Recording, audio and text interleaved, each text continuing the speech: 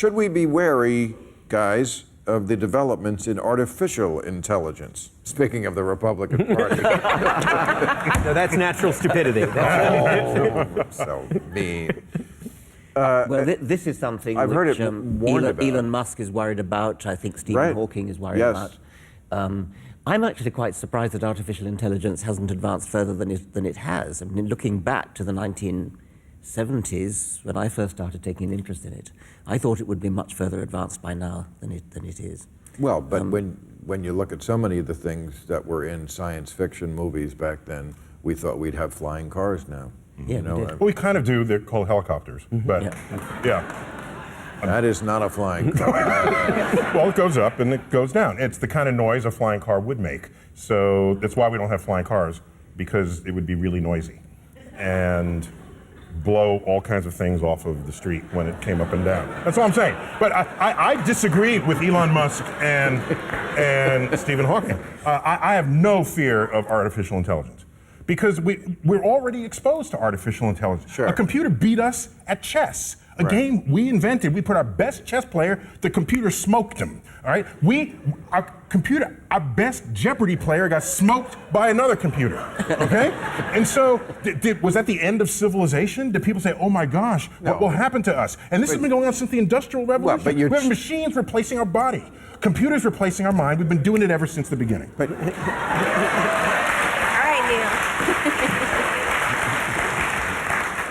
But you're cherry picking an easy example, the chess game. I mean, come on, that holds no threat to us, but there are other things that would. The thing about chess is that it's a domain which is very carefully defined, and it's much more difficult to have an artificial intelligence which can handle anything you throw at it, anything in real life. But it will come, I'm sure. Let me ask you, Richard, with artificial intelligence mimicking the human mind, we have a lot of neurological baggage from our evolutionary past. Is that baggage, which most of the time is not functioning rationally or logically, is that the source of our creativity?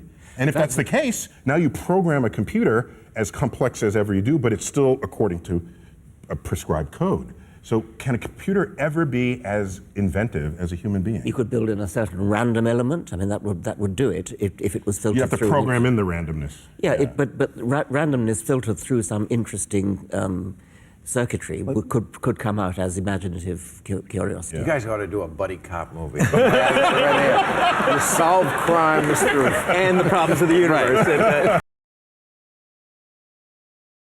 I'm fearless about this.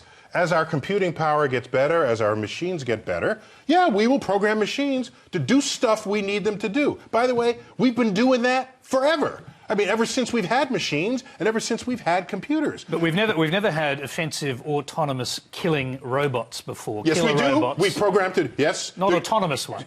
Well, make autonomous they're called targeting. guided missiles. Yeah. We have guided missiles that can find their target and destroy their target. We don't call them artificial intelligence, but that's exactly what they are. We use our brain to put our motives into the chip that is in a missile to kill people and break stuff, okay? Because that's what the military does. We are already doing that, but in a very controlled way. That will just continue. The computers beat us at chess. Computers beat us at Jeopardy, okay? That wasn't the end of the world when that happened. You didn't have people committing suicide when that day arose. I was pretty sad when Kasparov got beaten by Deepa Blue, Noel, I'll be honest with you. Okay, but fine, okay. That very personally. But so the Hubble telescope is a robot. The machines that build your automobiles are robots. All right? This idea that we're going to create a humanoid that is going to... No, that's... But Neil, you tend to trust... You're doing a very good impersonation. I know, I'm robots. We've lost Neil. We've lost Neil. Neil's gone rogue. OK, Robbie. Now, look, 1,000 of the world's leading AI researchers recently, as you probably know, put together an open letter where they said this must be stopped. We can't allow this movement to the technology of autonomous killing machines. And they for example, cite what's likely to happen in the future. For example, swarms of insect-sized bombs, drones that can buzz up beside someone and blow up beside their head. Mm-hmm. I mean, this is the future in a way. Okay, so in the late 1900s. Is that a sentence? Okay. I remember reading an op-ed, and it may have been Scientific American, but one of the science journals of the day, that was concerned about the recent invention of the aeroplane. Because what it means is the aeroplane can now fly in the air across the borders of sovereign nations and drop nitroglycerin canisters on unsuspecting people.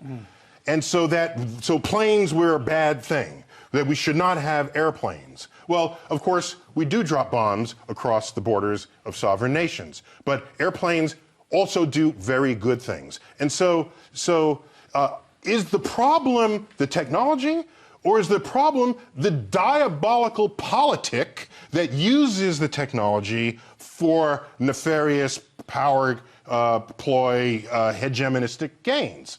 And so the issue here is you don't stop the technology, you monitor our conduct as human beings in the face of it. Adam, killer robots. First of all, 2 words, Will Smith. As long as we've got Will Smith, we're cool. He can deal with that. In terms of the impact that sort of intelligence and robotics, etc., could have on humanity, I'd be far more concerned about the swathes of jobs, the changes to economic structures and impacts. They're talking in the United States, tens of millions of people whose jobs simply won't exist. Yeah, but you sound like the people from the Industrial Revolution, worried that this is what defined the Luddite movement, all right? So that all of a sudden there'll be no jobs for anybody because robots took up all the jobs. Well, we now need jobs of people to fix the robots. I don't think you're going to have enough robot repair jobs to replace. But there was a report by PwC in Australia recently suggested 44% of all jobs currently held are in industries that will face significant digital disruption over the next 20 years. Yes, but other things rise. Yes. That's Luddistic. No, but at the time. Who would have thought? I used to do this. There used to be something called a phone book and the Yellow Pages, and you'd look through it and you see what was advertised in them. And one of the great pastimes is, decade by decade, look at what is there in one decade and it's completely missing in the next. Like buggy whips, no longer there. Okay? Now we have computer salespeople are in the phone, the modern version of a phone book that did not exist before. You cannot predict what jobs we will need and don't currently exist just by saying we're going to lose jobs and then that's it. No, society moves forward. That's your weakest argument today. Just